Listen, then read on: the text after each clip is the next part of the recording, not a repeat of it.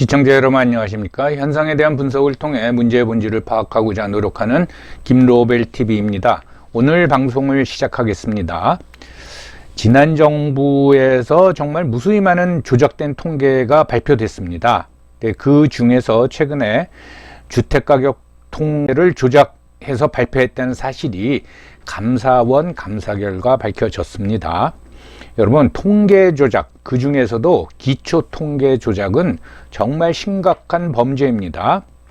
이 문제는 현 정권이 지난 정권을 탄압하기 위해서 벌였다라는 식으로 바라봐서는 절대로 안 됩니다. 이 통계 조작은, 특히 국가기관의 통계 조작은 나라를 망치는 반역 행위에 가깝다고 봐야 합니다.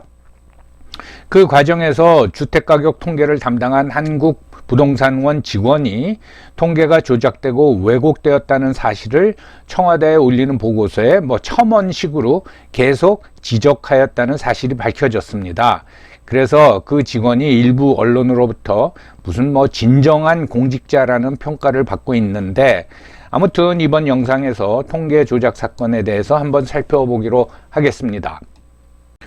네, 저는 나라나 또는 사회 전체를 망치는 가장 큰 두 가지가 통계 조작하고 그다음에 이제 가짜 뉴스라고 봅니다. 왜냐하면 이건 이제 진실을 왜곡시키는 거거든요. 그래서 이제 먼저 통계 조작을 살펴보면은 근대 국가를 보면 수많은 통계가 있습니다. 그 중에서도 이제 기초 통계가 있는데 가장 이제 기본적인 통계가 인구조사죠. 인구조사. 여러분들 이집트의 기록을 봐도 그 고대에도 인구조사를 꼭 했습니다. 그리고 성경에 나오지만은 그 이스라엘 민족이 이집트에서 빠져나와 가지고 탈출해서 그걸 엑소더스라 그러죠. 엑소더스를 하고 조금 이제 정신 차린 다음에 제일 첫 번째로 한 게 인구조사입니다. 요즘 말로 따지면 이제 인구 센서스죠. 근데 이게 성경 그 민수기에 나오는데 그 민수기가 영어로는 넘버스입니다. 넘버스. 그러니까 이 민수기의 주요 주제는 인구조사입니다. 그 첫 번째 조사했을 때 보면 굉장히 구체적으로 나옵니다. 그래서 12지파니까 12지파에 20세 이상의 남자들만 소위 이제 계수 세어봤는데 유다 지파인 경우 75,600명으로 나옵니다. 굉장히 100단위까지 정확히 했죠. 그 후에 이제 또 두 번째 인구조사를 했을 적에 유다 지파 그 20세 이상 남자가 76,500명. 그러니까 그 사이에 조금 늘은 모양입니다. 여러분, 이게 있어야지 이스라엘 민족 입장에서는 그 후에 이제 다른 민족하고 전투할 적에 전투원, 군대 수를 가늠할 수가 있는 거죠. 그래서 이게 굉장히 중요한 겁니다. 그것뿐만 아니라 식량 생산하고도 관련이 있고 또 세금 부과하고도 이제 밀접한 관련이 있는 겁니다. 옛날에 보면 사회주의 정권이 엉터리 통계를 남발했습니다. 저는 그래서 국가 경영이 엉망이 되고 망했다고 저는 이제 보는 겁니다.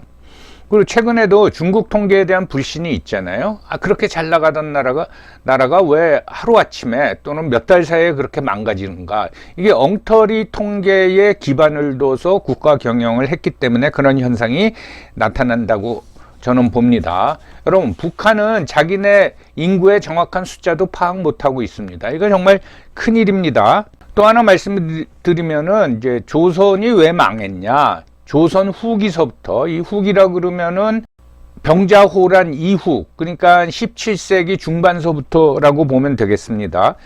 조선 후기에 소위 우리가 잘 알고 있는 삼정의 문란이라 그러죠. 전정, 군정, 환곡. 이게 문란해졌다.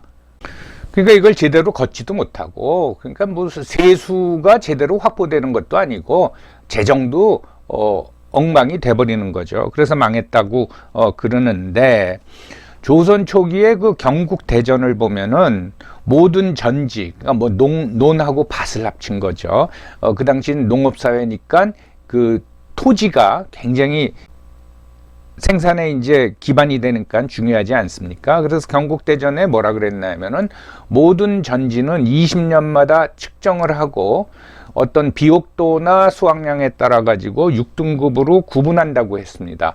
그럼 20년에 한 번씩 측정을 해야 되는데 이걸 못했습니다. 이걸 못하면은 전지의 규모도 모르고 전지의 수확량도 모르는 거죠. 그럼 세금을 어떻게 걷습니까?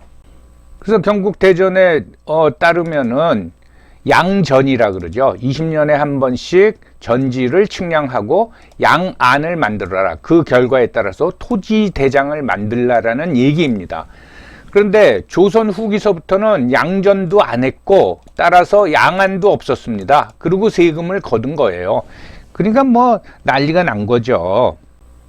그러다 보니까 어떤 그 토지의 비옥도나 해마다의 그 수확량에 따라서 당연히 세금을 차등 부과해야 되는 거 아닙니까?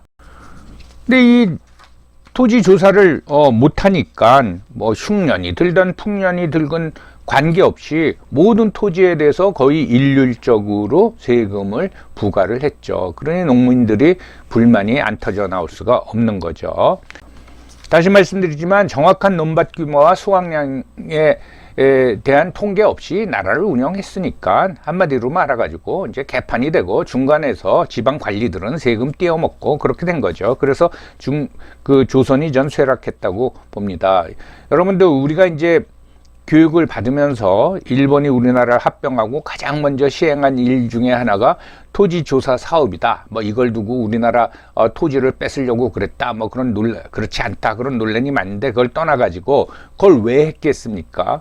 이 사람들이 병합하고 나서 한반도를 운영하기 위해선 기본적인 통계를 가지고 있어야 되기 때문에 조선이 그 통계를 제대로 측정을 못했기 때문에 일본 사람들이 이제 한 것이죠. 그래서 인구를 정확히 파악 못한다면 어떤 일이 벌어집니까? 다른 건 다 차치하고 식량과 에너지 수급 계획을 세울 수가 없죠.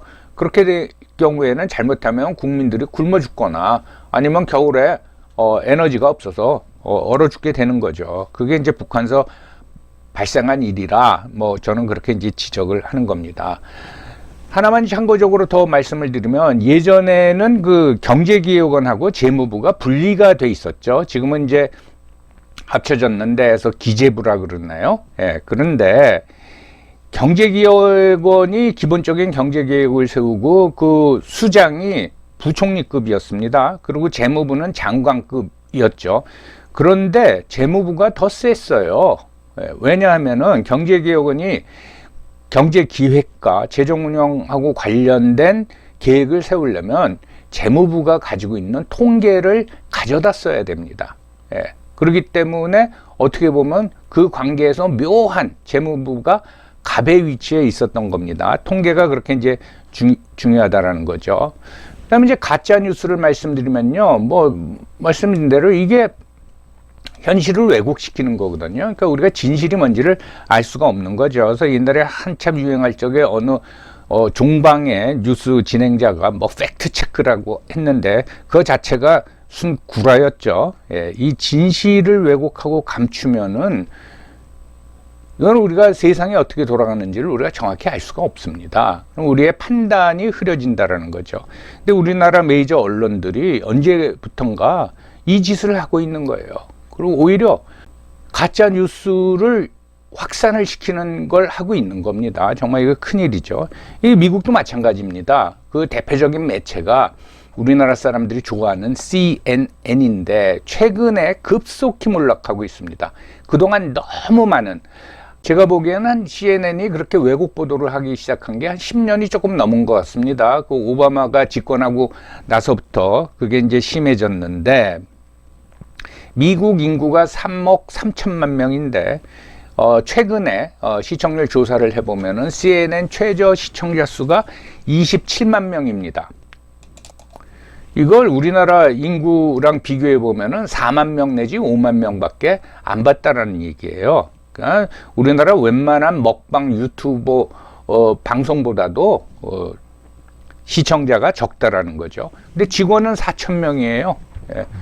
먹방 유튜버는 혼자서 찍는데 그러면서 뭐 10만 넘은 그 시청자를 확보하는데 CNN은 4천 명이 일하고 27만 명밖에 못 봤다라는 거죠. 그래서 지금 망해가고 있습니다. 그러니까 가짜 뉴스를 퍼뜨리면은 자신한테도 그런 이제 손해가 오는 거죠. 예. 그래서 여러분 그 CNN이 맨 처음에 시작할 때 아틀란타 시티에서 시작을 했습니다. 그래서 거기에 이제 유명한 CNN 센터가 있는데 경영이 어려워지니까 그 CNN 센터를 문을 닫았습니다. 이 가짜뉴스가 이제 선전선동에 많이 이용이 되죠. 거기에 휘둘리는 분들이 많이 있는데, 여러분 북한이 70년 동안 쌀밥에 고깃국 먹게 해주겠다고 계속 선전하면서 주민들을 몰아댔죠. 이제는 믿지도 않습니다.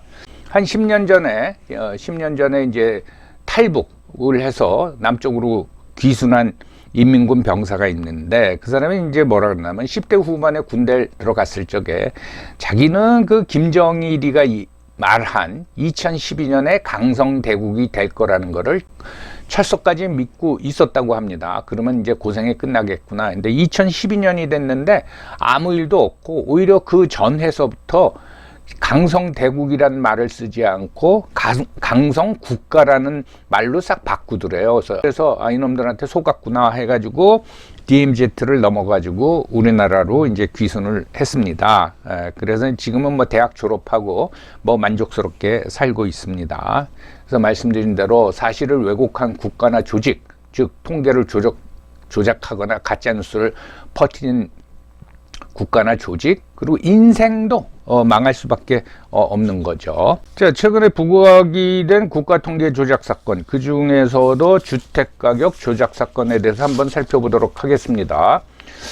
이건 전 정권 때 2018년서부터 시민단체들이 이걸 문제제기를 했습니다. 이게 주택가격 발표가 통계가 잘못된 것 같다, 이제 계속 지적을 했는데, 이 주택가격 통계는 한국부동산원에서 냅니다. 이건 국토부 산하 기관이죠. 거기에 이제 주택통계부라고 있는데 전국에 조사원이 있습니다. 그 매주 조사를 합니다. 조사해가지고 주택통계부에 보내면 그 주택통계부에서 그걸 취합해가지고 주택가격을 이제 발표를 합니다. 그러면 그 보고서를 작성해가지고 청와대하고 이제 국토부에다가 이제 보내죠. 근데 2019년 이제 7월 보고서에 예를 들면은 서울 지역 주택 평균 상승률이 0.1% 했는데, 이거를 그 청와대의 압력에 의해 가지고 0.02%로 축소 조작해서 발표를 한 겁니다. 이렇게 이제 축소 조작을, 주택가격 상승률을 축소 조작해라 라는 이제 지시를 받고, 그 직원들이, 한국부동산원 주택통계부 직원들이 그 통계를 보내면서 본문에다가는, 그 이메일 본문에다가는 일종의 이제 첨언을 한 거죠. 0.02%로 조작해서 보내라고 했지만 실제 상황은 0.1% 이상으로 보입니다 라는 걸 이제 첨언을 했습니다. 그러니까 실제 인상률보다 5분의 1로 축소해 가지고 이제 정부가 이제 발표를 한 거죠. 왜 이걸 첨언을 했을까? 이제 이걸 가지고 감사원이 이제 그 당시 청와대 관계자하고 국토부 관계자들을 이제 추궁을 하는데, 이 직원은 이게 나중에 밝혀지면은 처벌을 받지 않을까라는 두려움 속에서 일종의 이제 면피용 또는 알리바이용으로 이걸 남겼을 수도 있고, 또는 통계 조작은 이거 잘못했다라는 이제 그 자기 임무에 따른 지적을 한 거일 수도 있고, 그렇지만은 아무튼 이건 이제 그나마 그 상황 속에서 용기 있는 행위이고 최소한 자기의 소임을 했다고 저는 봅니다. 국토부가 이제 계속 압력을 넣었다는 거예요. 그래서 그거에 대해서 좀 저항적인 태도를 보이면은, 그런 통계 조작에 협조하지 않으면 부동산원 조직과 예산을 날려버리겠다, 이런 이제 협박까지 했다라는 겁니다. 이런 협박을 한 사람은 반드시 찾아내서 처벌을 해야 됩니다. 그러면 그 책임자가 누구냐 보면, 이제 그 당시에 청와대 정책실장이 장하성, 김수현, 그 다음에 이제 김상조로 이어지는데, 참 한심한 게 장하성이는 유명대학의 교수고 나름대로 뭐 정의를 위해서 시민운동을 오래 한 사람입니다. 그러면서 또 돈은 굉장히 많아요. 그리고 김상조도 교수면서 시민운동을 오래 했어요. 그러니까 그동안은 뭐 정의가 어쩌고 뭐 약자 보호가 어쩌고 떠들면서 정책실장으로 가서는 통계 조작 압력을 넣었다라는 겁니다. 그다음에 이제 김현미 국토부 장관이죠.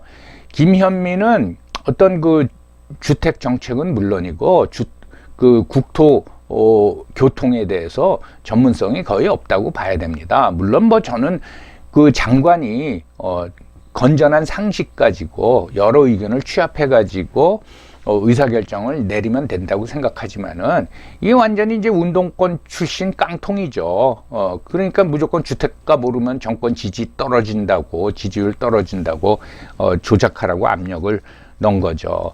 여러분, 저는 다른 통계도 무수히 조작했을 거라고 봅니다.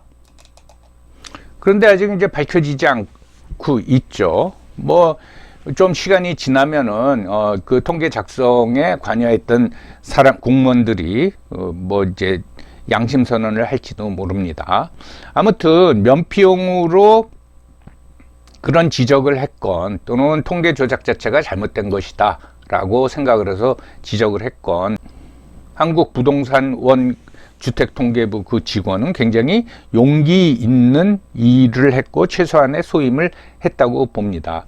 여러분, 통계 조작은 회사가 장부 조작한 거나 다름이 없지 않습니까? 회사가 장부 조작을 하면은 회사가 망하는 것으로 끝나지만은 국가기관의 국가통계 조작은 국가가 망하는 것으로 이어질 수가 있는 거죠. 그게 바로 반역 행위나 다름이 없다라고 저는 말씀을 드리는 겁니다. 그래서 여기에 연루된 사람들은 좀 말 그대로 고하를 막론하고 당연히 형사처벌을 해야 된다고 저는 생각을 합니다. 그리고 이거는 현 정부도 예외가 아닙니다. 이것도 현 정부에 대해서도 굉장히 예의주시해야 됩니다. 지금 일부 전문가는 현 정부가 발표하는 통계도 조금 의구심이 든다라는 지적을 하는 사람들이 있습니다. 그래서 여러분, 다시 말씀드리지만은 이 국가기관의 통계 조작은 여야의 문제도 아니고 좌우의 문제도 아닙니다. 이건 정말로 어느 정권이 들어서든 바로 잡아야 될 문제라고 생각하고, 이게 계속되면 정말 대한민국 방향성을 잃고 망하는 길로 갈 수가 있습니다. 여러분, 오늘도 시청해 주셔서 감사합니다.